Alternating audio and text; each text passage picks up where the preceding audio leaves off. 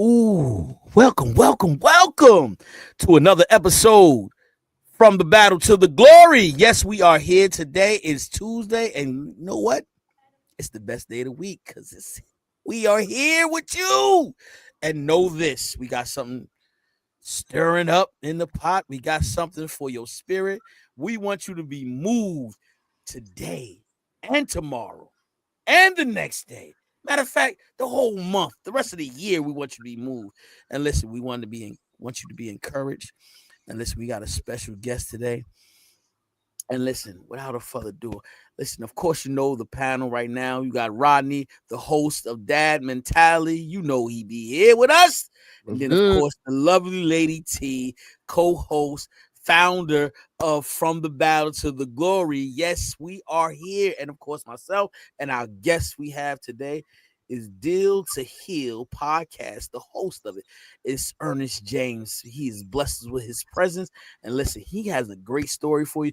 So I'm gonna let him dive right on in and tell us a little bit about himself before we go deep into this conversation. Because it's about to get heavy, y'all. It's about to get heavy. Go ahead, Ernest. Talk it away. What's good? What's good, everybody? First of all, let me say thank y'all for having me on. I am Ernest James at my core. I do a lot of things, right? I wear a lot of hats. Podcaster, author, speaker. Dad. All kinds of stuff. But at my core, I'm just a person that loves people. You know what I'm saying? And so most of the things that I'm doing, that I do, is always connected to helping somebody. Growing up as a PK, we started early with going to the nursing homes and senior citizen homes, having service with them, and that sense of service and helping people, never left. And so I just kind of build it on that. Like I said, I'm the host of the Deal to Heal with E. James podcast. You can find us on YouTube. We just hit over 200 episodes recently. So you guys, definitely can check that out. I'm also the host of another podcast called Girl Dad Discussions, which is where me and Chef connected. You know what I'm saying? And so that podcast. So let me go here. So the Deal to Heal with E. James podcast. On that podcast, my guest and I talk about topics and ways to help us to heal in every area of our lives. And so I talk about the things that I've been through, divorce, depression, suicidal ideations, just different things that I've been blessed to make it to the other side of. And for things that I haven't been through, I bring on other people to share their stories and their expertise in order to help, the audience, leave the audience with some tips and tools to help them to get through whatever they may be going through, if they're going through, a similar situation. And then we got the Girl Dad Discussions podcast. So the Girl Dad Discussions podcast was a podcast that I started in order to combat the narrative of the absent father and the fatherless daughter.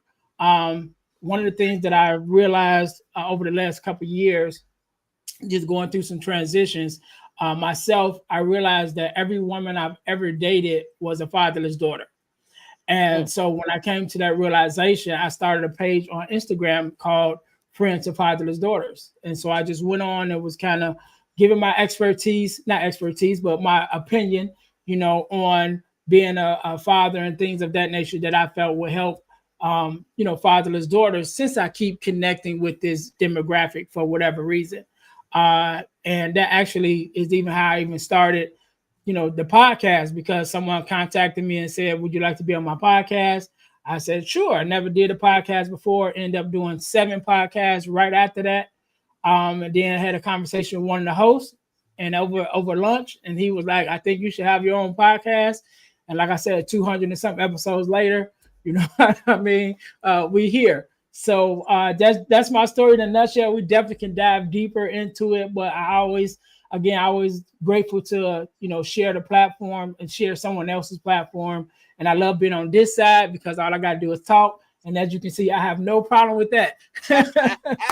Absolutely. And I love the idea of what you're doing, brother. I think that is a great idea about, it's definitely a conversation that we have had on Dad Mentality, and I've had guests on with the same thing, that mindset of how important a dad is to a daughter.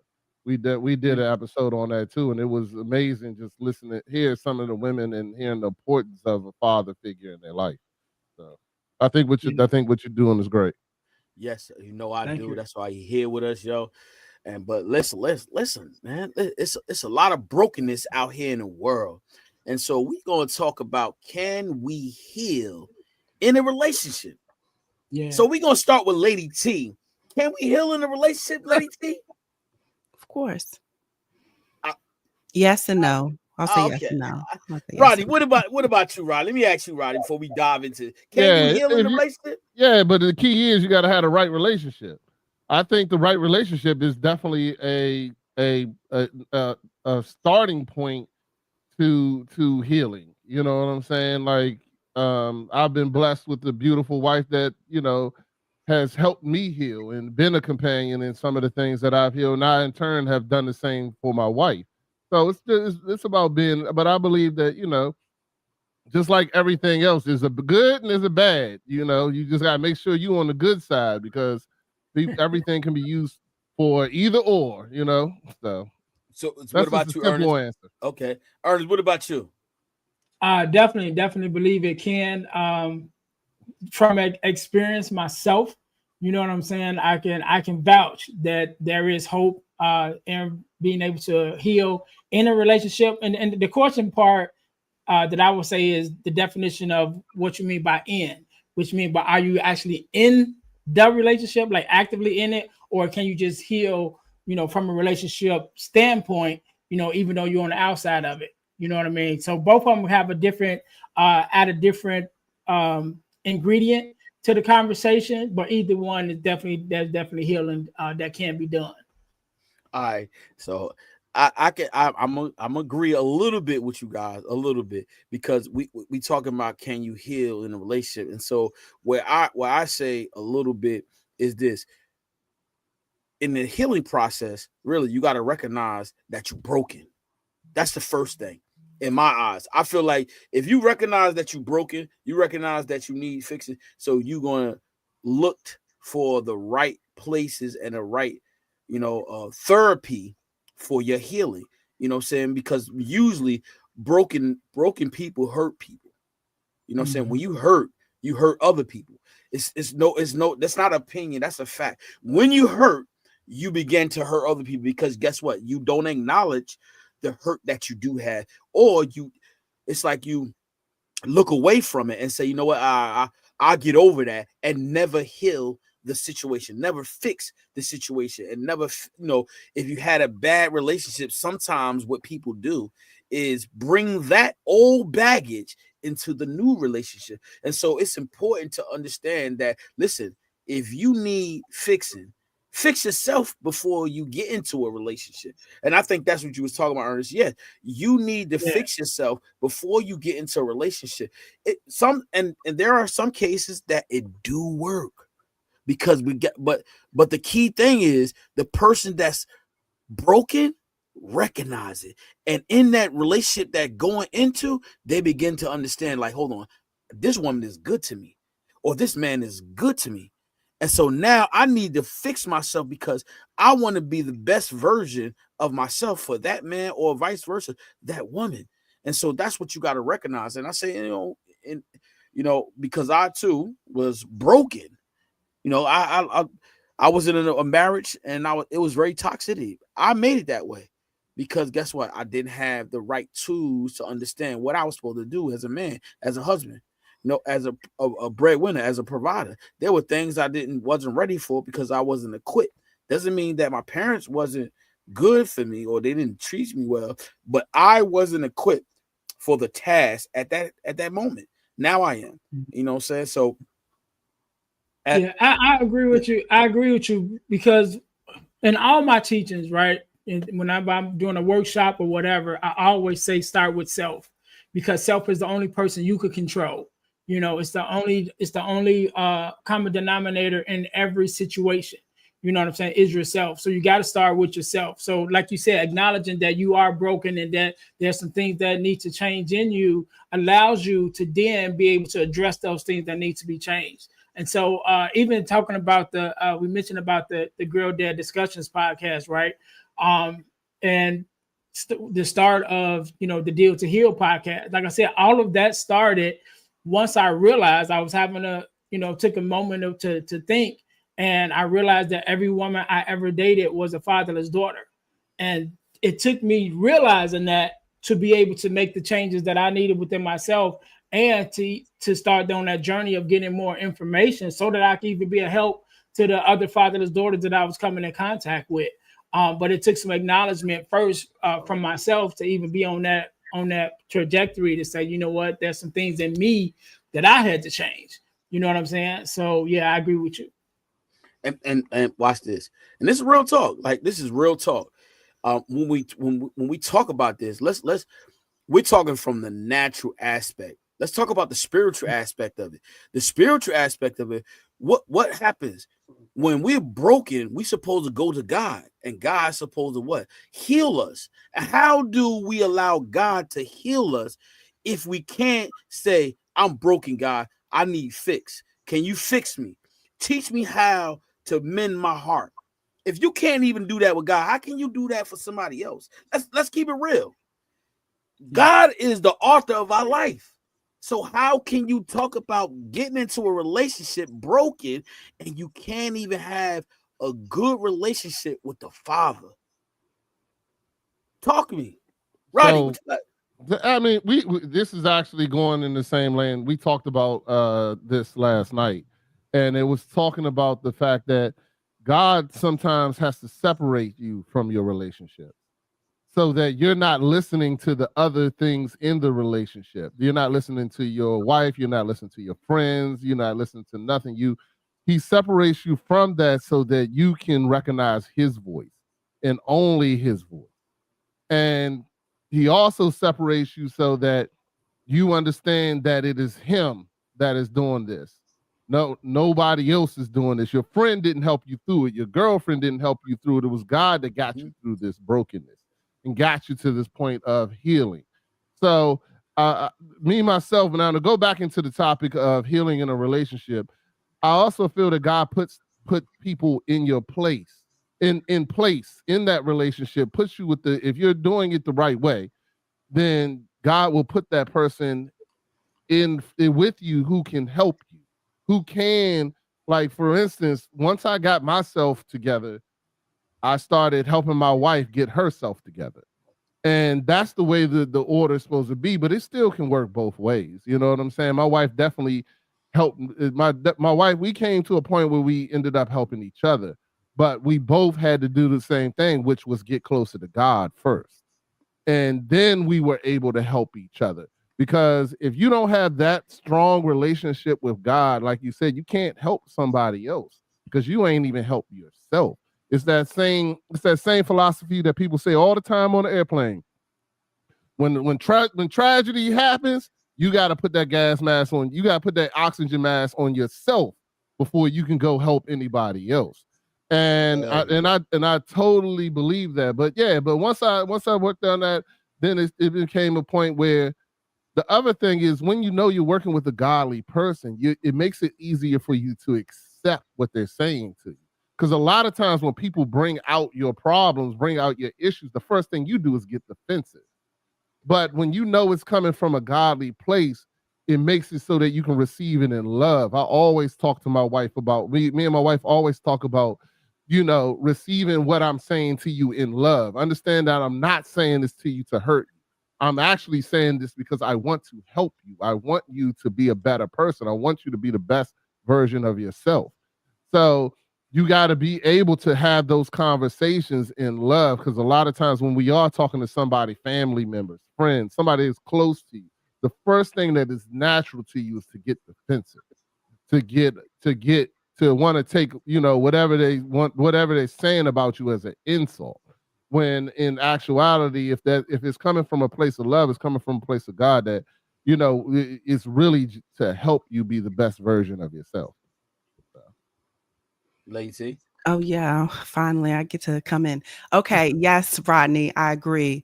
We get defensive because we are mirroring. We are we have relationships in life that is a mirror of ourselves, and we don't even realize it most of the time.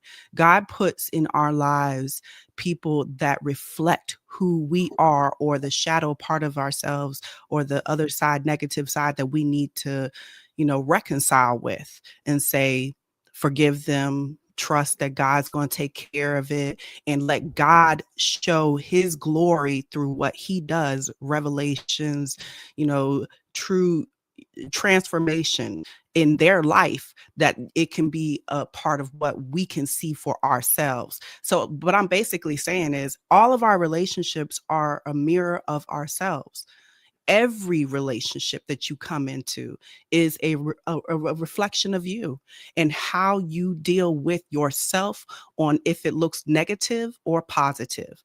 But most of the time we look at it as a negative. And when we look at it as a negative, are we able to have compassion, empathy, and love, forgiveness, to be able to say, I forgive, I love you, and I'm going to show you the healing power of what God can do in this situation, no matter what it looks like.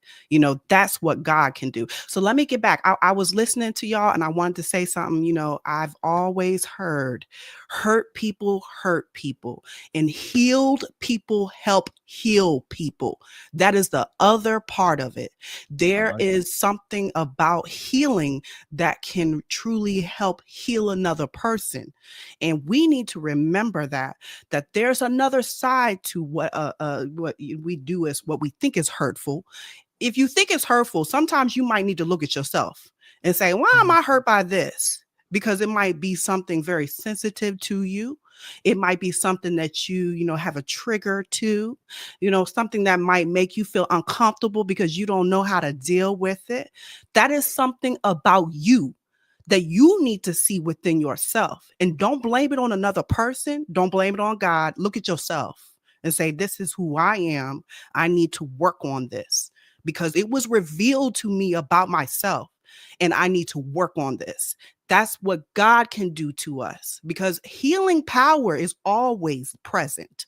It is never void. It is always present in every situation, but how you look at it and your perception of it matters most. And so I feel like what I want to give is encouragement to each and every person, right? We always talk about how we want to encourage people, but if you're encouraging, you need to look at some people and say, look, stop being blind, honey. Wipe your eyes from the shadows that you are sitting up here holding hostage and saying, this is the reason why. No, look at yourself, put that to the side and see what you need to change. You cannot continue to blame everybody else. It has to be you. Something about you needs to be fixed. So that's all I wanted to say, y'all. Hey, just to add. Go on, Go ahead. Yeah. If I could jump in real quick, Lady T, I definitely appreciate everything you said, but you said the F word, right? Which is forgive. And a lot of times we forget about that. One of the things that I've been blessed to be a part of over the last 4 years, we've been doing it for 4 years now. I'm a part of an organization called the Forgiveness Mission. And we have free virtual workshops every bi-monthly talking about forgiveness. And we've been doing it for 4 years now. And one of the things I talk about even in that training is forgiveness of self. That's the part that I address. But everything starts with forgiveness, especially when you're talking about healing. There is a self-recognition that has to happen. What part did I play, in this? What changes do I need to make? And first of all, being able to forgive myself for some of the changes or some of the choices that I may have made that now I don't agree with. But 2020 hindsight is always 2020. Once it's over, you always can see, oh man, I should have did that better. But how do we forgive ourselves for those, for those things? And then once we're able to forgive ourselves and recognize the part that we played in it, then we can look at the other person in the relationship and say, what do I need to forgive them for? And what are even some of the things that I have to forgive myself for, because it may be in my action that made them react a certain way. You know what I'm saying? And then now I'm saying, well, you reacted this way and you shouldn't have. No, but it started with me. What was my action that triggered them? And so that word forgiveness, I think, is very, very strong, especially when you're talking about healing. You got to be able to forgive, whether it's yourself first, and then, recognizing the other person and the things that you may have to forgive that other person for. Yeah. The one thing I wanted to add, just to add to everybody, is that that's why God want us to be around like-minded people, evenly yoked. That's part of the relationship. When you start looking at that right there, you can dissect it better. And because guess what, when the time is right and you hurt and you're broken, guess what, you're around the right community. It helps you build you up. It helps you recognize the things that you need fixing, if it's possible to understand that. And because sometimes when people in their darkness, they really can't see the light, and the light is God. And so you got to understand that, and that's the key thing, is recognizing that. That's why we have to have community. You know what I'm saying? Community helps you in that tough times, and we gotta learn that. And that's why we talk about, can you heal in a relationship? We talk about healing. But I want to say this: there are some people that don't need to be healed because they don't want to be healed. So you got to kick them out. Get them out. Get them out your life. Get them out your mind. Get them out of your thoughts. Because there are people in this world that is not about God's business, and they come for confusion, chaos, and destruction. And those type of people need to be booted out, and they need to be removed, because they are those that are all about games and playing games, and they are not about God's business. And those type of people, I like to just look at and just roll my eyes and say, I see you, and I keep it moving. But we do need to kick them out, and we do need to speak to them. I speak to them in codes. I like to speak to them underhandedly, but they know I'm talking to them. You know what I'm saying? Like, I like to talk to them and say to them that I see you, but you have no authority. You have no power over this. So I speak, right? But they are those that do not have the gumption. They don't have the will. They don't have anything about God's purpose. They are about the devil. They are about destruction. And you get them out of the way, okay? We have to remember the enemy comes to kill, steal, and destroy. And if you are about that kingdom, you cannot be in this house. That's what we have to tell one another, those that don't want to hear. And you know what I'm talking about. Only those that know what I'm talking about know what I'm talking about. I just had to add that. No, T. No. Hey, T, but that, T. I love it. In the healing process, right? What you saying, and people got to understand, that's what that discernment coming at. And some people don't have that. We talk about that all the time. Is that right there, acknowledgement, knowing the people that's not for you. You got to sometimes, and they don't care about being healed. They like, yo, I'm here to destroy. Like you said, they here to disrupt everything that's going good. Just think about it. I was listening to a sermon, right? And when you're standing with God, when you walk in the room, you got this light about you. That you can walk in a room and it's all dark, but there's a light over you. There's a beacon. They can see that. And see that, and that's because guess what? When you walk in the room, they notice you. They notice you already. So guess what? If they're not in that same light, that same atmosphere, guess what? They looking at you differently. They like, wait a minute, this person not even like me. Why are they coming here? And so now they trying to destroy everything that you're standing for. And so that's the key, being able to discern what's going on in the atmosphere. That's a key component to knowing and recognizing the enemy to your soul is trying to steal, kill, and destroy what you have, especially when you walk in his purpose and the purpose that he has for you. That's what he's trying to do. So you're right about that. That's what, hey, listen. And the ones that don't understand what discernment is, listen, that's the being able to discern the difference between if somebody's for you or against you.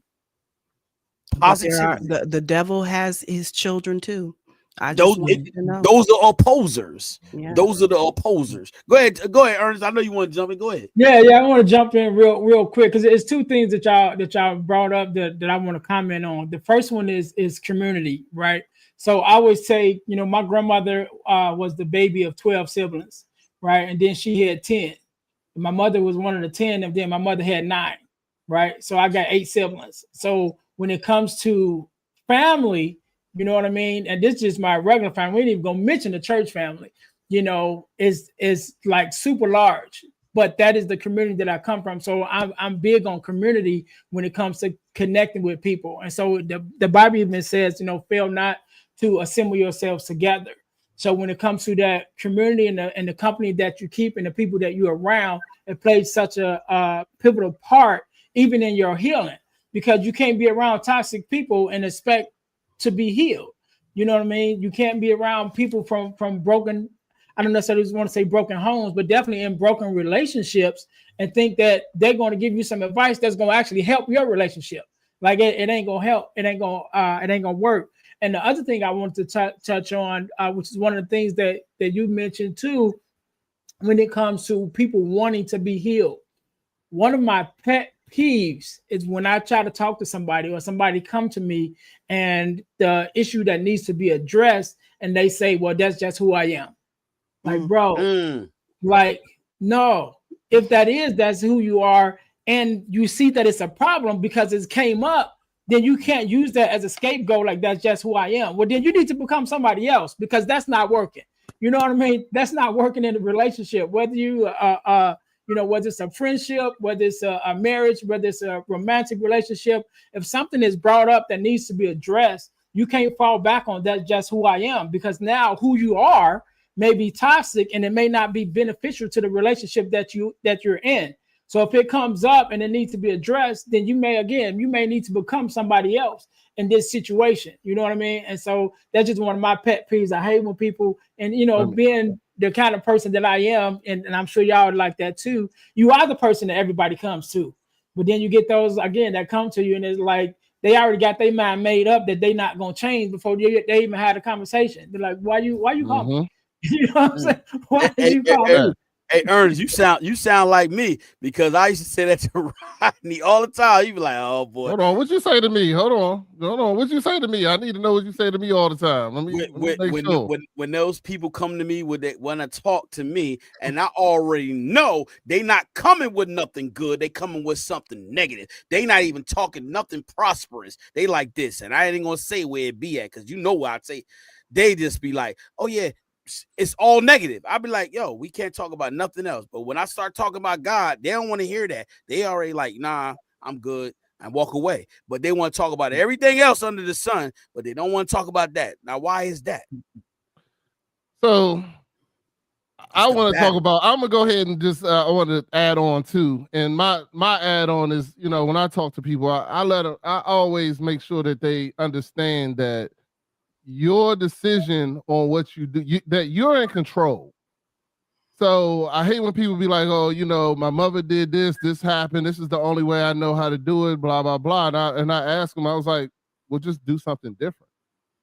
And they're like, what do you mean by that? I was like, man, you just, all you have to do is very simple. And people always make it difficult. It's very simple. Decide not to do it. You know what I'm saying? It's really that easy to just decide not to do it. Just like you decide to say something hateful, you can say something nice. You can change, you have that split the second. I always talk about the split second. Before you get ready to hit somebody, there's a split second that you go, I'm going to hit them. And then there's also the time that you already done pre-decided before anything happened. Hey, the next time they step to me like that, I'm punching them in the face.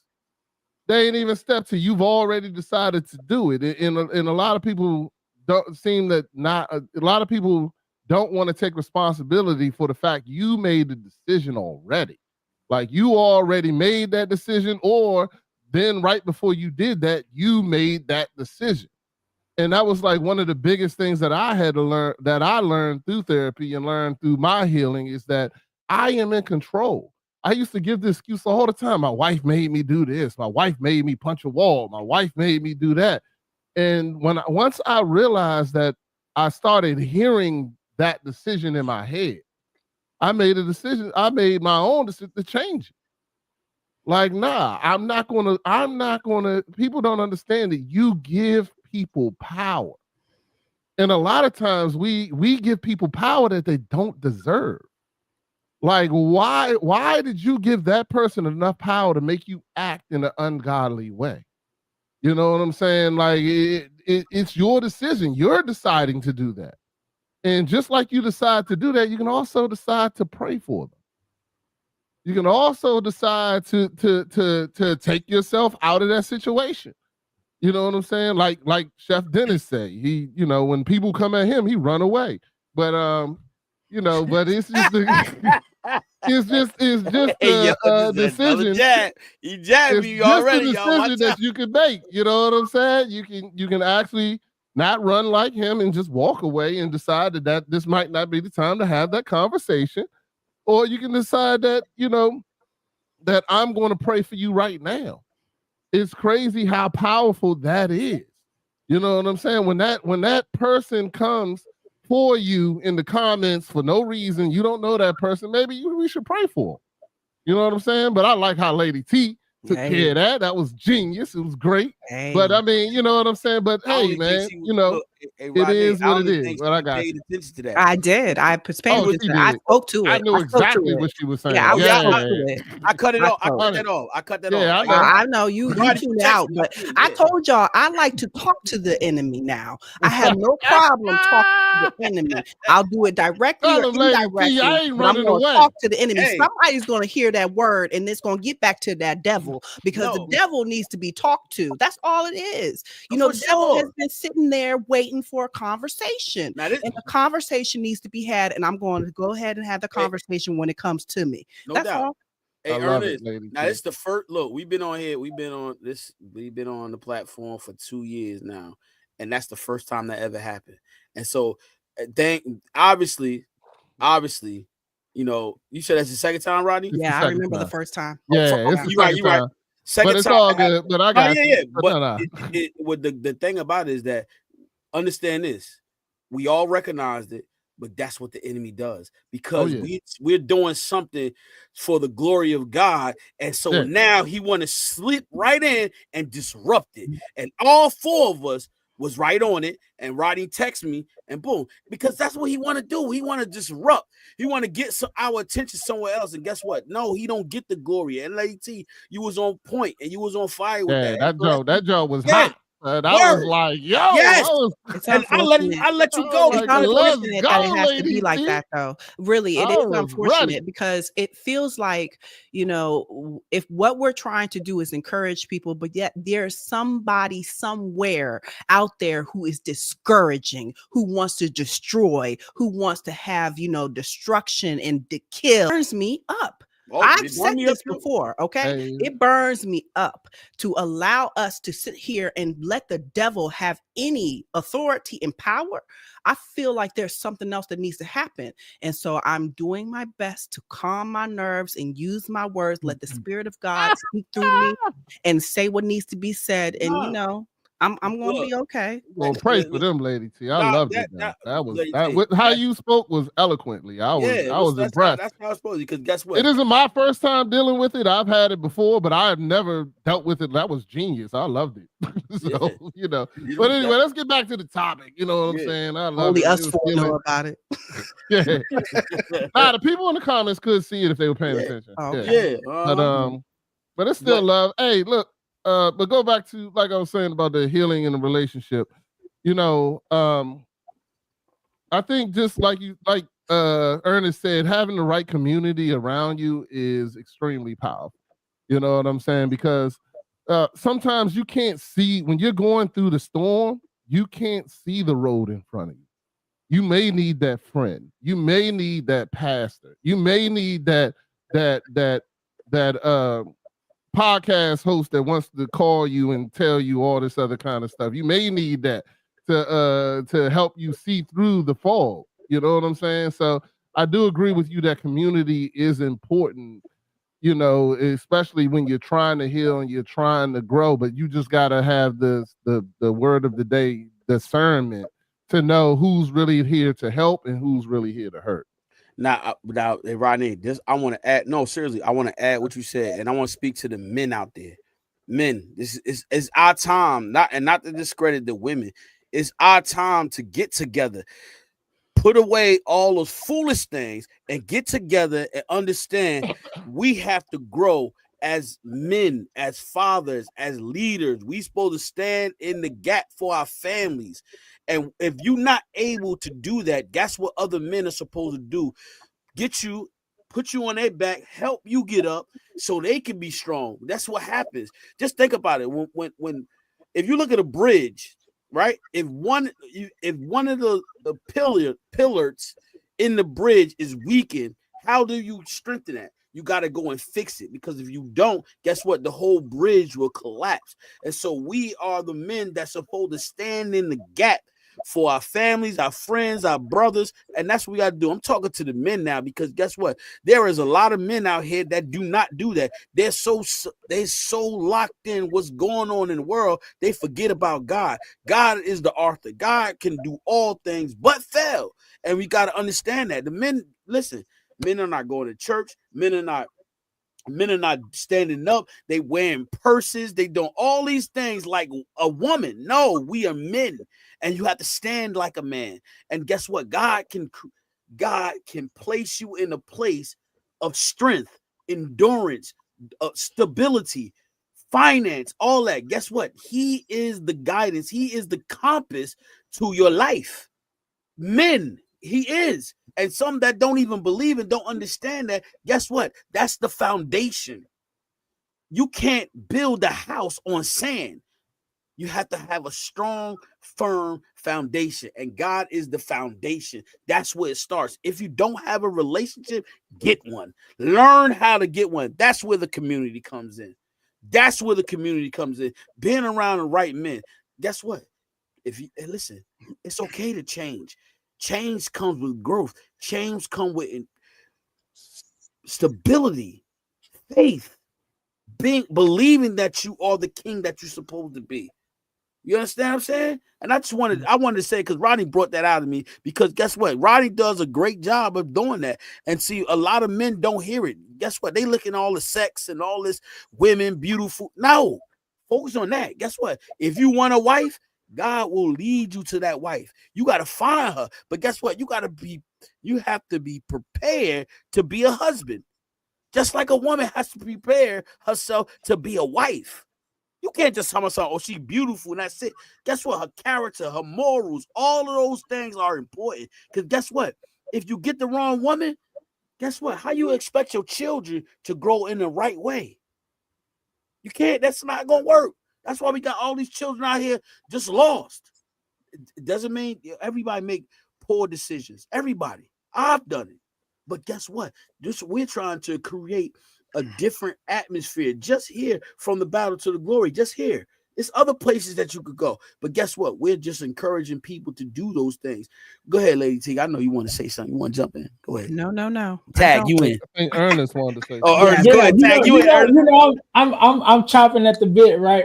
You mentioned something that definitely sticks out to me, right? When it comes to the state of manhood, and it's because we don't have the relationships that we need to have. We don't have the accountability that we need to have with one another. One of the things I'm a part of here in the Chicagoland area, I'm a part of a organization which is Champs Male Mentoring, right? We got 4 locations here in Chicago, and we got some other locations, around the United States. Shout out to Dr. Vidal Singleton, who started Champs. But it's a male mentoring program, right? And so we, of course, we're mentoring young men.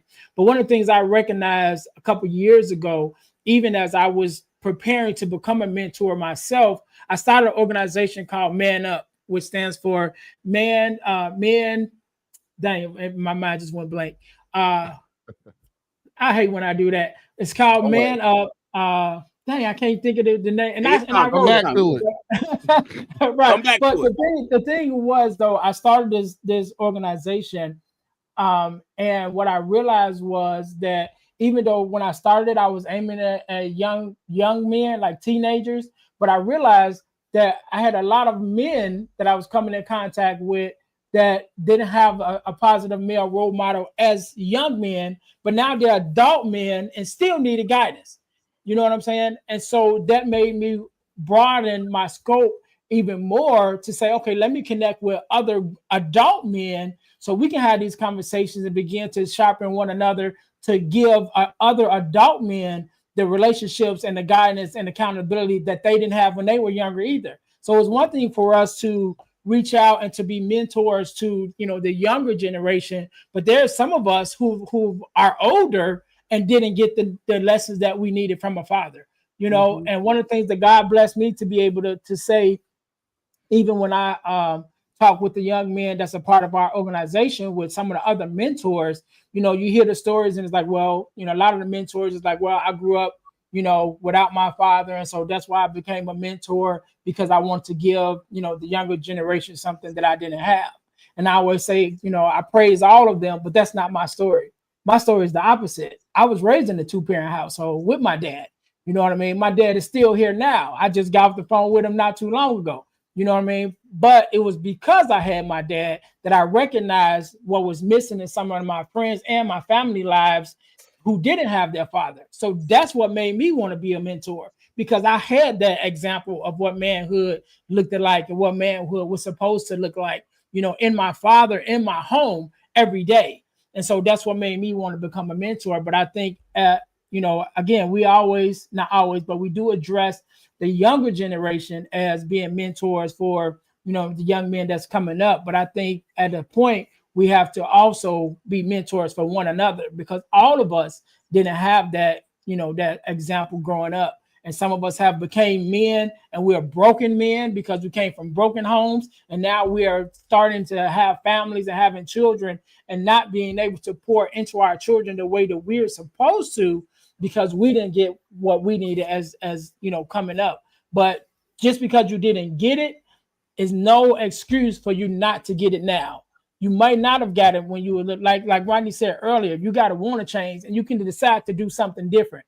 You know what I mean? Yeah. And so, and I'm gonna say this. I'm not gonna hop on this part, but I mentioned about the fatherless daughters piece, right? So when I started talking to fatherless daughters, I used to talk, you know, do like one-on-ones and have conversations. One of the questions I would always ask up first is, what generation of fatherlessness are you? Are you a first generation of fatherless daughter, or was your mother a fatherless daughter? Was your grandmother a fatherless daughter? And generally, when I ask that question and they start looking back, it's usually generations of fatherlessness that it came part that it has, you know, manifested in generation after generation. And like Rodney said, then I have to address it. Okay, now that we know how many generations came before you, you decide how many generations are going to come after you. What are you going to do different that's going to change the trajectory of your family? You know, and so as men, we have to take that same question. Yes, I may have came from a broken home, or I may have, you know, experienced this growing up, but what am I going to do different that's going to change the trajectory of my family, and then also the other men and the other young men that I come in contact with? And I want to go ahead, jump go in. ahead, go ahead, Okay. Lily. What you're saying is, Ernest, is something that's so profound, because if we're talking about this topic, it's like, if you're thinking about it, you're healing with someone. That's totally different, where two individuals consciously, you know, possibly hold space for growth, you know, seeing one another. But then there's healing through someone, and that can be absent people in our lives, and we can use that as a tool and a trigger to solve unresolved wounds. So when you were saying all this, I'm like, yeah, because that's basically, you choose how you want to heal, but the healing starts within you. You have to decide if you're going to say, okay, I have this relationship with someone, or I don't. I can use this as a tool to help me heal, or I can say, I'm going to go to this person and, hey, we need to learn to do something better to heal one another. And we can solve this together for our personal growth. You know, we can come together. Like, I get what you're saying with that, because that's very, like, something needs to be said about that. How we choose to heal is learning how to see our relationships, how they are, and accept what they are and learn from them. Look, I want to say, I'm gonna be transparent with you guys, and this is what we talk about. We talk about men. Now, I have 2 daughters, but my wife has 2 sons, and so I had the pleasure of help raising them just a little bit. You know, they maybe a couple of years, but my baby son, right?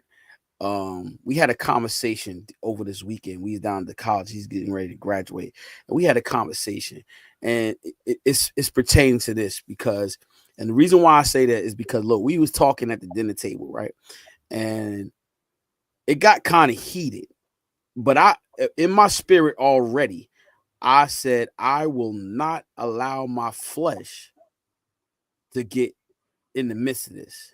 And the reason why I say that is because my son said, he said this to me. He said, first of all, I said, let me start with here. I said, if you marry, you can't get advice from a person that's never been married on marriage. And then it's levels to that. If this person is in a relationship, the relationship is different from a marriage. He wanted to say, oh, it's still a relationship. No, it's it's a covenant. You honoring this person way greater than in a relationship, right?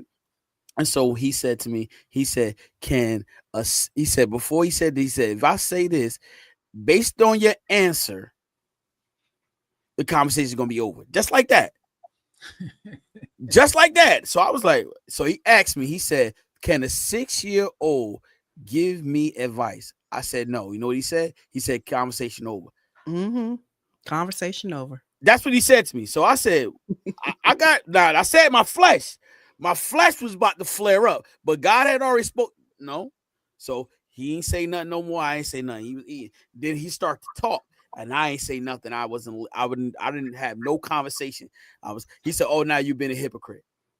I said, wait a minute. I just gave you a little taste of what you just did to me. You told me the conversation is over. But the moral of the story was this, is that we was able to have a conversation because we have grown together to understand. Sometimes we're not going to agree. And the moral of this, I brought this to y'all guys, is that the flesh sometimes will go against the spirit. That's the thing, is because it was a conversation. It was good at first, but I know his spirit was moving and mine was moving. And guess what? And if we didn't have a relationship, it could have got ugly. But we have a relationship, and that's what I wanted to say to you guys, because you know what? I was raised where you couldn't talk. You can have those conversations.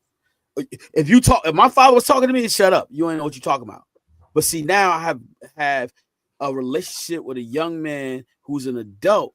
We having this conversation. It might get a little heated, but it's always respect. My parents didn't give me that. I didn't have that dialogue where I had the freedom of talking and saying something like that. I probably would have got slapped in the face. And see, what I'm saying is that we have to have those conversations with this young generation. You can't allow your flesh to get you into your emotions and not rectify the situation. You can't understand where they're coming from because your flesh flares up, and now you want to get into an argument, you want to get into a debate, and not look at, okay, this person don't understand it. And what we perish in, lack of knowledge, lack of understanding. And so we continued the conversation. And what we did, we finished, he gave me a hug, said he loved me. I said I love him. Being able to do that was great. It felt great to be able to have a conversation and knowing that it was a heated conversation, but it was in love. Did you agree with him? Did you agree with him eventually? How did that conversation end up? I want to know. A 6-year-old kid give me no advice. Can't give you no advice. Okay. Yeah. But you know that, you I know, thought he said, "Can you learn from a 6?" What No, is he it? said, wisdom can come from a child. That's what I'm he saying. said, Like, he you Yeah. know, said, no, wisdom can a can come from a 6-year-old child. give you advice? 6-year-old. Now watch this. Yeah, it can give me advice Yeah, on how to be a it- 6-year-old. But No, also Give me advice on that. wisdom. we ain't talking about that. But Hey, you- I'm wisdom confused. is still Hey, advice, though. You know, wisdom no. can come from a All right. child. You know, that's what I was was in the in, Bible. I was in the look, car with my son when he was 3, and he said to me the most profound thing I ever heard a 3-year-old say. He said, "Daddy, how can you zig if you don't zag?" And I said, "What?" I was like, "Yo." that's what you say. That's a slippery slope right there, zigzag. What the- He said, "How can you zig if you don't zag?" I said, "Well, if that ain't genius, I don't know, son. I really don't have an answer for you. I have no idea." but guess Hey. what? No, yeah, go ahead. Go ahead. Hey, Yeah. Dennis, I just wanted to jump in real quick. And number one, applaud you, you know what I'm saying, for even having a conversation. And one of the things that you mentioned, you know, with I'm gonna say the word stepson, is that he's an adult now. You know what I mean? So you were able to have that conversation. Like yourself, I have one biological child, which is my daughter, but I have 4 stepsons, right? My daughter is the youngest of my 5 kids, you know, and I remember when I came into the life of my sons, they were older. I think the oldest was probably 10.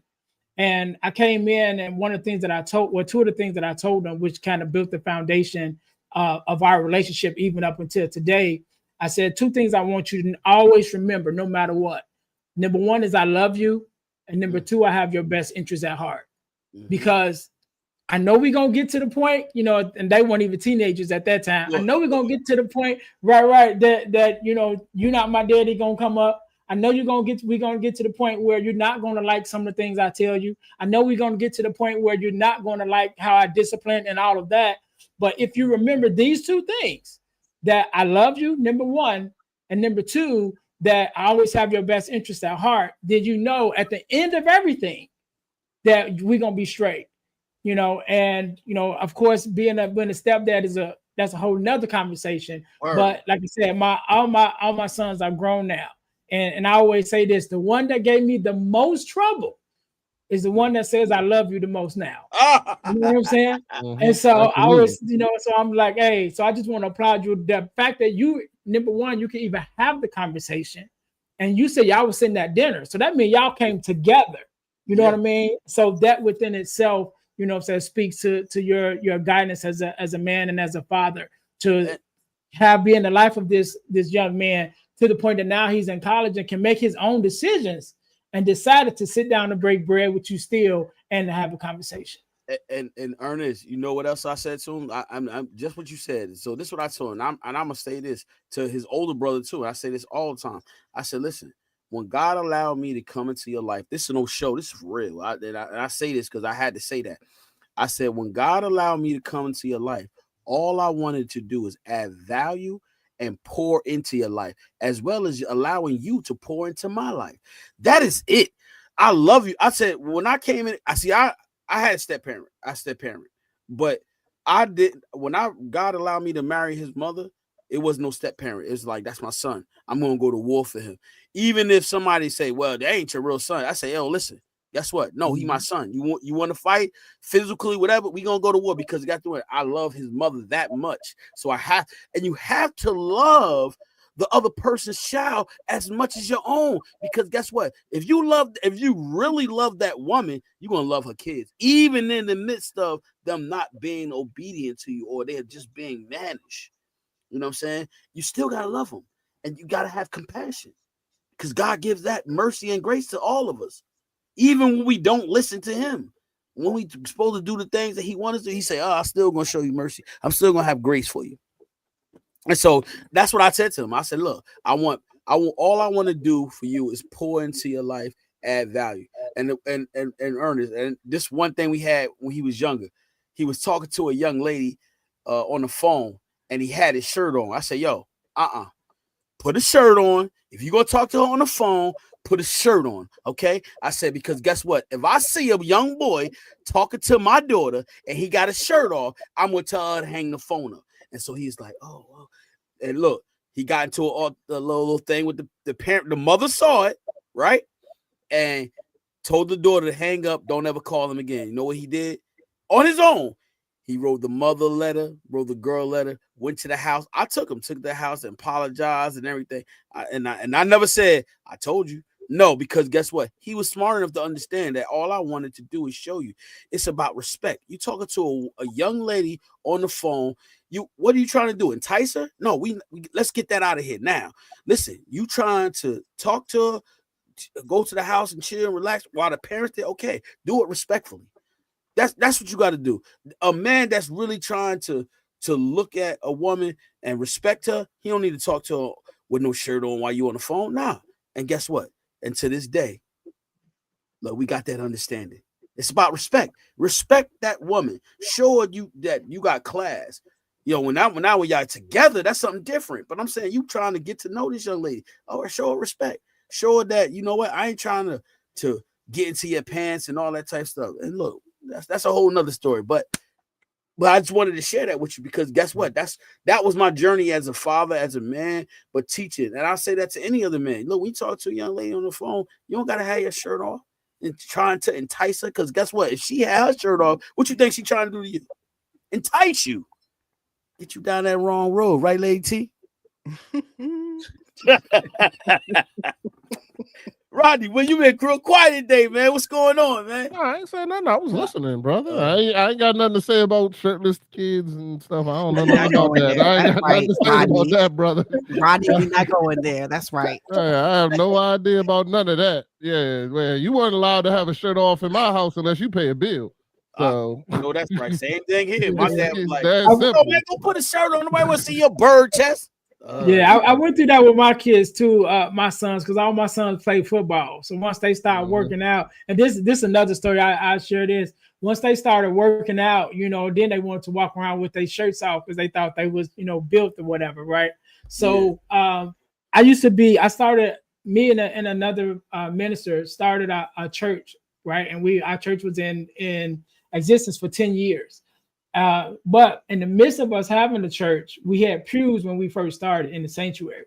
So we were getting new carpet put down in the sanctuary. So we had to take all the pews out to church.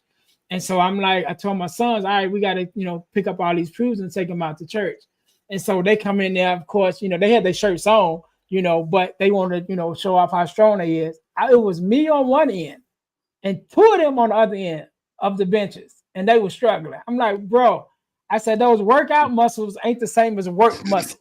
You know what I'm saying? I said, I might have a little stomach and I ain't cut up. I ain't got no six pack. I got a keg. You know what I'm saying? But when it comes to actually working, I can pick up this one side and there's two of y'all on the other side. And I'm twice as old as y'all. You know what I mean? So all the muscles and stuff don't mean nothing in real life. Yeah, you know what I mean? So I always tell them, like, them workout muscles ain't nothing to do with work muscles. When you have to pick the muscles to work, to real work, to get out here and do something, it don't mean nothing. It look good in the mirror at the gym, but when you get on that work site, you know what I mean? Which is crazy. How is that possible? It's called old man strength. That's what I told my kids. I was say grown man strength. Yeah, grown man. It's totally different. That thing is totally different, boy. I'll tell working it out for years. But I'll tell you, Lady T. So I'm a bricklayer by trade, right? 22 years, I think I've been doing it now. And I had that conversation with somebody the other day. A young lady was like, "Oh, y'all construction workers, y'all must be like in fit and in shape." I said, "No, that's a misconception."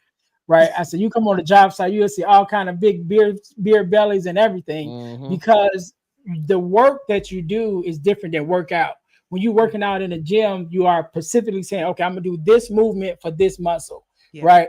So when you get out on the actual job site and you have to pick something up or turn or, lift something, it's completely different because you're using different muscles and you're actually doing the full range of motion. So if you're in the gym and you're doing this because you want this to be big, but when you actually have to pick up a brick and lift it up over that rebar, you know what I'm saying? That's a different kind of strength and you're using different muscles. And so, that gym workout, it looks good in the mirror, but when you have to actually go to work, and put them muscles to use, it's a whole different thing. Makes sense now. Yeah, I got my sons when they went through that phase, unfortunately I'm an ex-football player and all that other kind of stuff. And my son, get big enough and he want to bump me in the hallway and stuff like that and this, that, and the other. I was like, oh, you got a nice 6-pack there. He's like, yeah. I was like, all right, this is what we're going to do. We're going to stand right here and I'm going to let you punch me in my stomach as hard as you can. But the only return is I get to do the same thing back. And sure enough, he sat there and I mean, he winded up to the joint. He don't know I had a 6-pack down here for 20-something years. It's still underneath here. It got even more protection in front of it though. So, you know, so sure enough, he winded up, hit me as hard as he could. I said, good job. It's my turn. And so what I do is I always have something in my hand, right? Because, you know, he already trying to lock up. So I had something. I throw it up in the air. He'll look up. Then I punch him in his stomach. And then he always collapsed to the ground. He collapsed to the ground. But all it takes is that one time. And then that's the end of that. You don't got to worry about him challenging you for a good 5 years. Now, when you walk through the hallway, he turned to the side. To the side. You know what I'm saying? So yeah. You got that's that old man strength. That's that, you know, I've been doing this for a long time, brother. Hey, look, Rodney, you hit him with an old school one too. Always. Yeah, throw the Joe in the air, he look up, boom, take the breath right out of him. Every time, never fails. I visualized that, bro. Yo, he throwing it up there. Never fails. I'm telling you. Well, listen, Lady T is gonna be gone after tomorrow, guys. She's gonna be gone for a couple to Japan. She's head off to Japan, y'all. So after tomorrow, y'all won't see Lady T. It's gonna be me and Rodney for a couple of minutes. I definitely got guests coming, so I got guests, but it's be me and Rodney attacking. Y'all gonna be doing it. Y'all gonna have great conversations with great people. I already know. But they come to see you. They say, "What Lady T at?" Nope, they don't.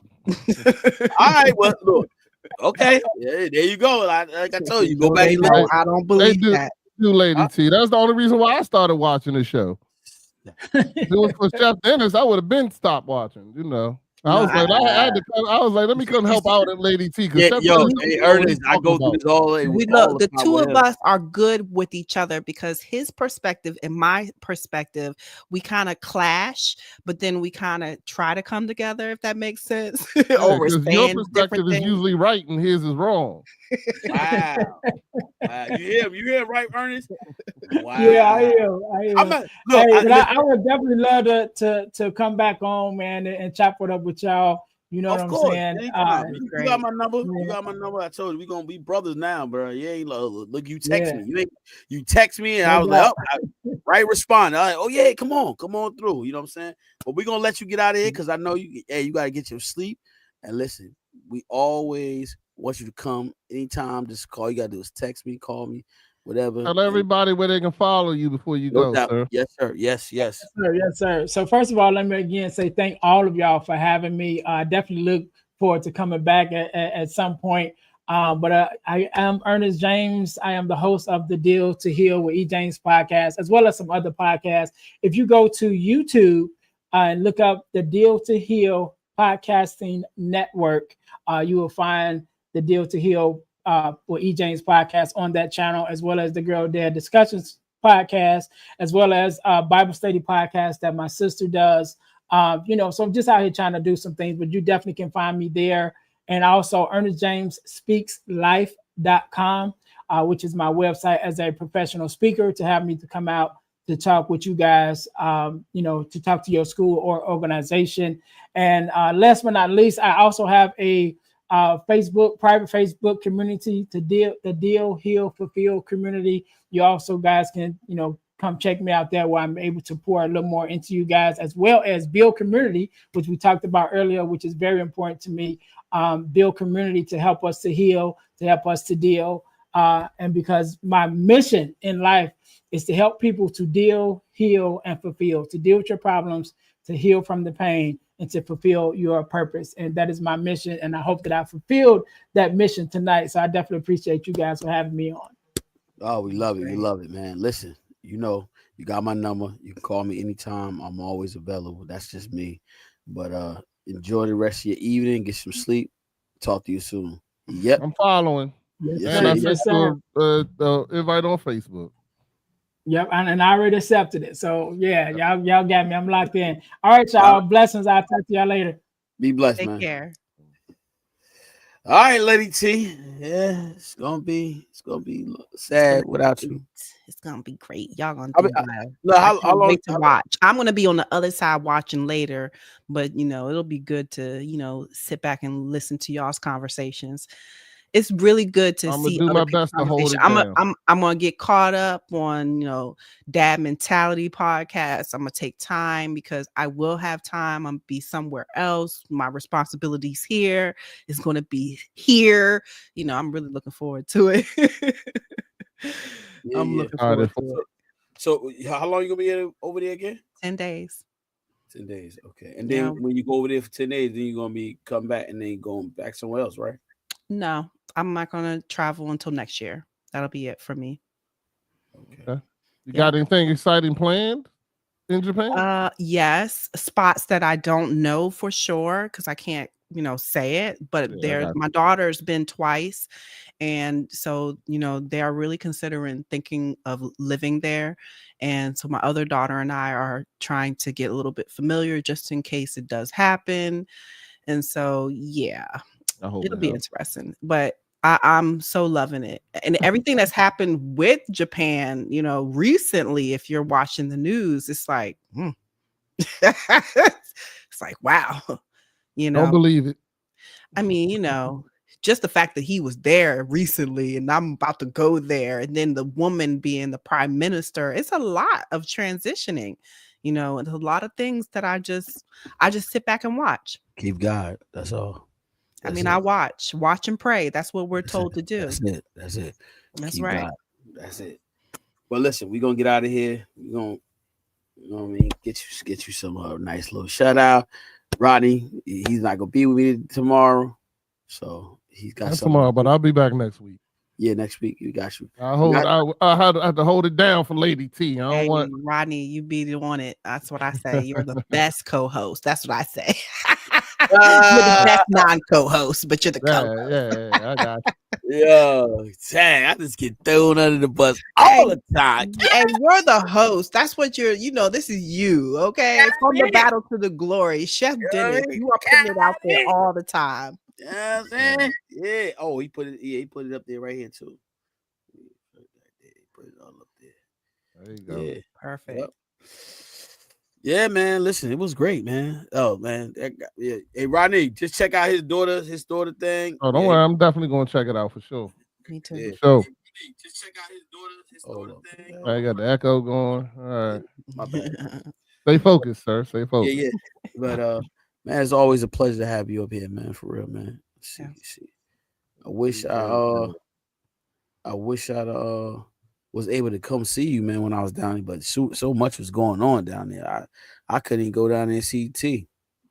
Oh, wow. It was too much. Look, it's 3.5 hours to drive up there where y'all live at. I was like, 3 hours there, 3 hours back. I had to drive an hour to the hotel. I was like, 6 hours to get there from my house to there. I was like, yo, nah, I ain't gonna do all this driving. And then when I got there, look, when I got there the first day, boy, he had me walking all over the place. I said, hey, I ain't no college student. My wife was like, you funny. I said, man, what? Oh, nah. The second day, I was like, yo, I'm not doing all this walking. I'm talking about he had me walking like I was on a trail. I was like, man, bro. I go get my car. My car was far too. No, for real. My car, my car was far. I said, you're gonna have to take me to get my car, but that jump was up the hill, down the hill. I was like, oh nah. I done fell and twist my ankle. I said, that's it. They didn't look. They was walking in front of me. They didn't even see me fall. Look, the crazy part is somebody see me fall, and look, they say, what happened? I said, I fell. So I heard the person that was walking on the other side laughing. He said, oh. I said, yeah, no, you didn't even say it was all right. You just start laughing. I was like, dang. Luckily, I ain't twist my ankle bad, though. I did twist my ankle, though. I said, dang. But listen, it was lovely. I got to get out of here. Listen, Lady T, Rodney, I see you next week. Lady T, I see you tomorrow. Be blessed. Be encouraging to someone, ladies and gentlemen. Peace. We love you. Y'all later.